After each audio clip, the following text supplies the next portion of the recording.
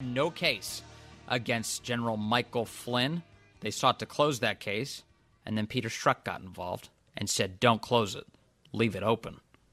And that's when they started going after Michael Flynn. The latest iteration of it. Let's get into it with Tom Fitton. He's the president of Judicial Watch, who's been following all of this very closely. Tom, good morning. Good morning, Vince. Good morning, Mary. Thanks for having me. Sure. Peter Strzok back in the news yet again, and that's because he's yet again involved in trying to take down a Trump official. What do you make of the latest revelations? Well, it's disturbing because it shows that the Obama FBI was targeting Flynn with unprecedented investigations in 2016, and they were investigating all sorts of crazy rumors and innuendo against him. And on January 4th, as you point out, Vince, they had a memo closing the investigation. They were calling it, you had Crossfire Hurricane, and I guess you had all these subset investigations they were calling him, including Crossfire Razor, which was the targeting of Flynn. And in that closing memo, they said that there's not a viable case for shutting it down.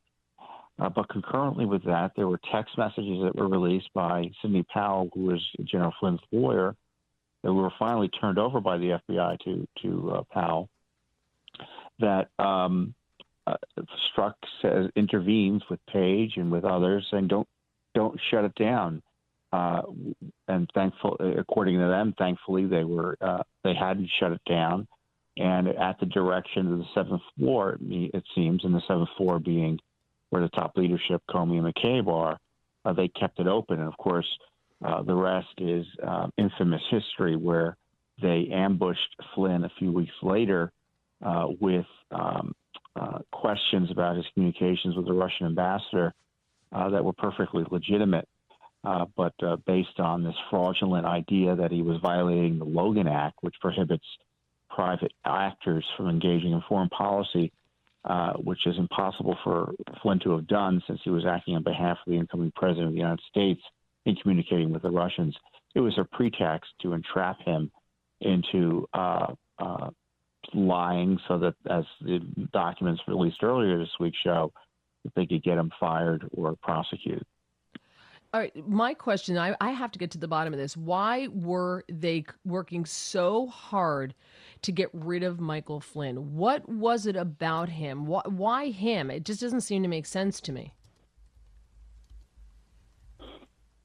Because because they were thinking of ways to destroy Trump, and Flynn was a vehicle to destroy Trump.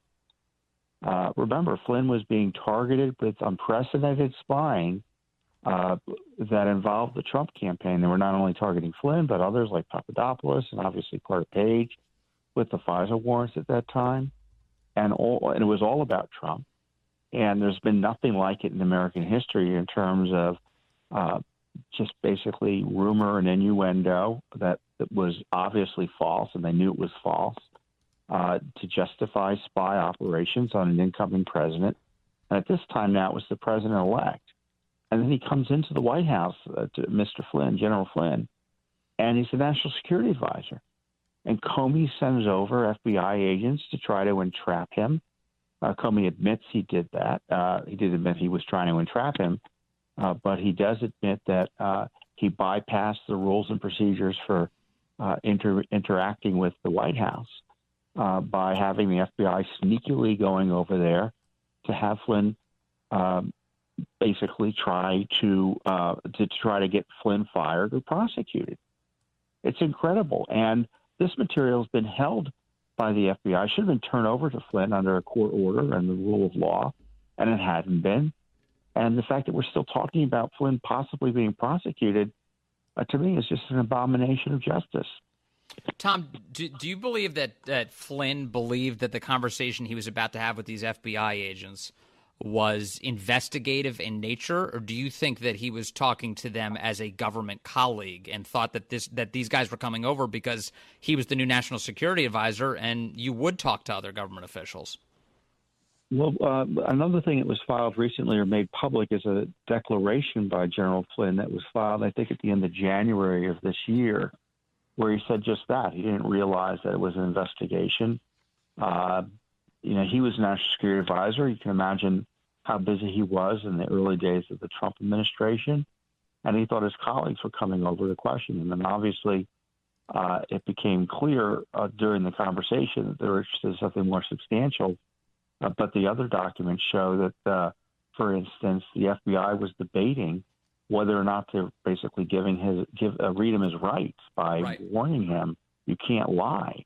And they decided, maybe we can just slip it in. Well, in point of fact, they never actually did that. What dishonesty and corruption endemic at the FBI? And of course, who knew about this? Mueller, this prosecution was pursued by the Mueller Special Counsel operation, was picked up by this Justice Department and this FBI. And they finally, thankfully, Flynn withdrew his plea, and they got a lawyer who was aggressive and understood the corruption at the FBI, Sidney Powell, who forced them to produce this material to them. And I want to talk about that guilty plea. His lawyers, Covington and Burling, high-powered, well-known, they know Washington, D.C., why would they not see what Sidney Powell saw? Why would they tell him, look, you got to plead guilty, even though he said, I didn't lie, and we now know he didn't lie. But they told him to plead guilty. Well, there are a few concerns with how the lawyers operated. And I don't want to cast aspersions, but the evidence is that his lawyers recommended that he file a Foreign Agents Registration Act form. Arguably that was A, not necessary, but B, also put them in a conflict of interest because then the government came after Flynn over that form and whether it should have been filed sooner. And, they were threatening to prosecute him over that. And then the documents also show that Flynn was threatened and pressured with having his son indicted. And they wanted to keep that out of the plea agreement and plea negotiations. Out of the official court record as the law requires. And that was done between the Covington and Burling lawyers, it looks like, and the Justice Department attorneys, the special prosecutor operation. So they've got issues, those lawyers do. And if I were Judge Sullivan, I'd be hauling everyone in for criminal contempt of court proceedings to figure out what went on here. Because this is an egregious violation of the court processes, and I'm putting that as nicely as I can.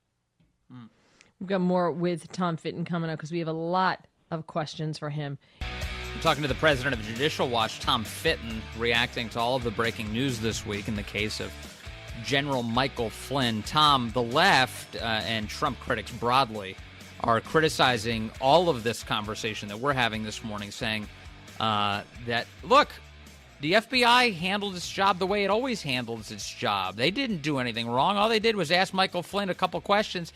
If he didn't want to get busted, he shouldn't have lied to them, they claim. They also say there's no such thing as a perjury trap, and that this is standard operating procedure at the FBI. What do you think?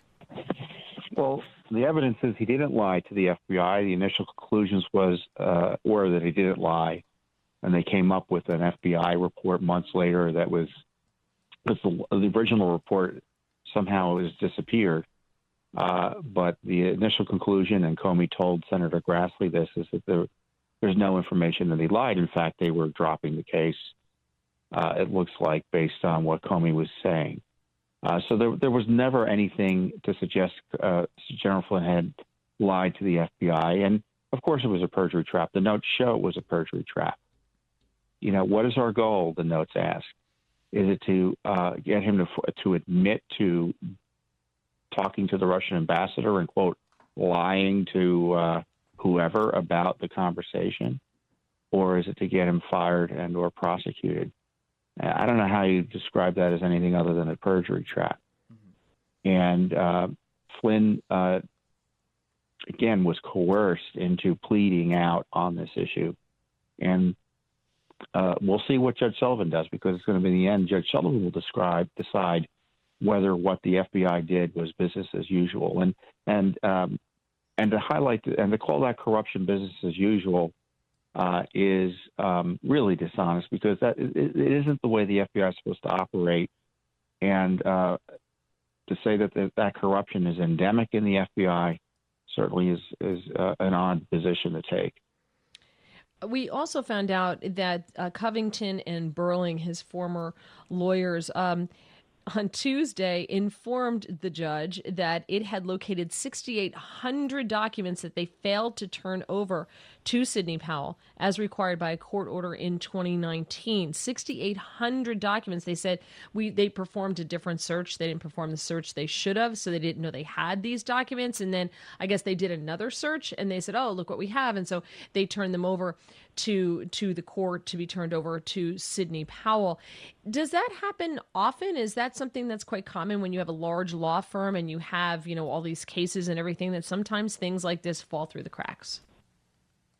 No, I don't understand how you could have missed that number of documents. I mean, this is a distinct case and file, and the idea that they didn't know they didn't have those documents isn't believable. I mean, what's also concerning is the FBI had these documents and they didn't turn them over. What's also concerning is that some of the email traffic communications between Page and Strzok, Judicial Watch has been asking for years. We've been getting Page Strzok emails. We didn't get these Page Strzok emails. Mm-hmm. And of course, the FBI has been saying we can't give them the ball to you because it's too much work to do. We have to do it slowly. And they've got 8,000 records, 8,000 pages of Page Strzok emails. Text messages is another fight. They don't even want to give us the text messages. So by the time they give us all the emails, it'll be late next year into the Trump administration, second Trump administration, or into the Biden administration. Yeah. And then we can fight about the emails they haven't given us. That's right. Well, government accountability is impossible if the government you're trying to hold accountable isn't there anymore. I mean, that's ridiculous. Joe, I want to ask you. Well, Ray makes Tom, the FBI director, Vince. Yeah, we'll see. If they stonewall you until after the Trump administration, they won't. Tom, I want to get into what should happen next with Michael Flynn, because President Trump suggested yesterday that he'd be open to a pardon, but he may not have to go that route because it looks like Flynn is about to be exonerated. What should happen next? The Attorney General should withdraw the prosecution, drop the charges. Judge Sullivan should institute criminal contempt proceedings against the prosecutors and investigators behind this persecution of Flynn. And the president should consider a pardon. Certainly later in the year, if indeed he loses, he should pardon him for sure, because you can bet if the next administration is controlled by the left, they'll go after him again and many others. So he may have to do many preventative pardons to protect the rule of law if he ends up having to leave office sooner than he likes. But people like Flynn ought to be on the short list for pardons. And I know Roger Stone, I don't know if he's already in jail. I thought he was going to jail yesterday. President Trump should just pardon them as well. Well, Roger Stone is appealing that verdict yet again, which keeps him out of jail for now. But if we find out from all of this that this was all cooked up, as we're seeing here, and the judge rules, on contempt and all this other stuff, why would he need to be pardoned? Because it looks as if the case was a phony case and they were trumped up charges. And if I were Michael Flynn, I'd rather be just exonerated and found innocent, not guilty, as opposed to having been pardoned. Because I think for some people, he had to be pardoned. He was never innocent. Well, he could be. They could drop the charges on that specific area that he pled guilty to, related to whether or not he lied to the FBI about his communications with the Russian ambassador. Communications, by the way, which seemingly were illegally leaked. But there were other charges that plea agreement were designed to keep out. And presumably those other charges might be pursued if the plea agreement is thrown out, and even if it's even if he's let off on specific charges, there are other charges that were still pending and could have been pursued by the government, which is why there was a plea agreement to begin with. Mm-hmm. So my concern would be they would continue to be pursued by whoever the next president is, whether it be Biden or someone else, because I'm not convinced necessarily Biden will be the nominee, but that's another discussion. But either way, if he's not going to be the president next year, President Trump, he may have to pardon Flynn just to make sure they don't come back after him again on other charges. What really stands out to me, Tom, when we look at Peter Strzok's involvement in all of this is the manipulative deceit at play. And I love the comparison of two cases, the Hillary Clinton case and the Michael Flynn case, because if you look at Hillary and the way Peter Strzok treated her, he's the one who changed the language in Comey's statement from gross negligence to extremely careless. He he sought a technicality to get her off on. And then in the same way, in the inverse, he sought a technicality to go after Michael Flynn using the Logan Act, which has never been used to successfully prosecute any American ever. They attempted to use that as a pretext to go after him. This guy is a deceitful snake. Well, and I agree with you there, but that the investigation into Flynn that was about to be shut down because there was no evidence justifying it was not a viable case. It was kept open because the 7th floor intervened. That's Comey and McCabe. Comey sent them over to interview Flynn. Comey was the one who signed off on letting Hillary out. That memo that Strzok was working on, that was something he was helping Comey with. Right. Comey's the one here. And, of course, who did Comey report to ultimately? The President of the United States. And the President, for instance, was very intimately involved in the whole Russia investigation. Yes. The dossier and all of that. So Obama, Biden, they all knew, and I'm just waiting for someone to ask them a question or two about what they knew, either under oath or maybe, I don't know, maybe even a written question from a media outlet. I don't know. You'd hope. Crazy like that. Yeah, Biden's got a few other questions to answer this morning, but we'll get to that one too. Thank you, Tom Fitton, as always. Great to have you, sir. Thanks, Tom. You're welcome, guys. Thank you. All right. Thanks, Tom. You're welcome, guys. Thank you. All right. Thanks, Tom. You're welcome, guys.